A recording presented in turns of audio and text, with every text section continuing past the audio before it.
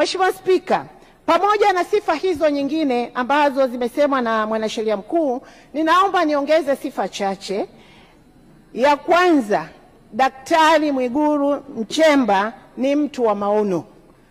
Anayo maono ya kujua taifa letu linataka kwenda wapi. Lakini Daktari Mwigulu Nchemba anajua vipaumbele vya nchi hii. Nini ambacho kinatakiwa kufanyika kwa sasa ndani ya taifa letu la Tanzania. Na kwa nini nasema hivyo? Mheshimiwa Spika, kwanza muungaji mkono aliyetangulia ameeleza vizuri mafanikio ya serikali ya awamu ya 6. Hakika yasingeweza kupatikana kama tungekuwa na waziri wa fedha ambaye hakutekeleza vizuri majukumu yake.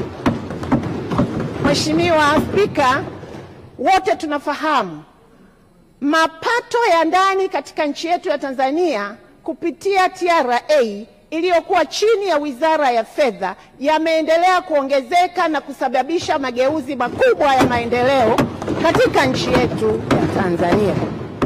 Lakini Mheshimiwa Spika, Mheshimiwa Rais wetu ametueleza kupitia ilani ya uchaguzi, lakini ndani ya siku 100 anayo maono yake, anayo malengo yake ambayo yanakwenda kumgusa Mtanzania mpaka wa hali ya chini.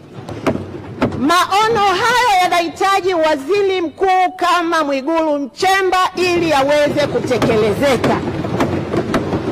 Ninawahakikishia waheshimiwa wabunge, kwa huduma hizo za afya, ujenzi wa uchumi, mabadiliko ya kimfumo ndani ya serikali yetu, usimamizi wa serikali, kwa sifa alizonazo Mwigulu Nchemba, ninawahakikishia maono ya Mheshimiwa Dr. Samia Suluhu Hassan yatakwenda kufanya kazi vizuri.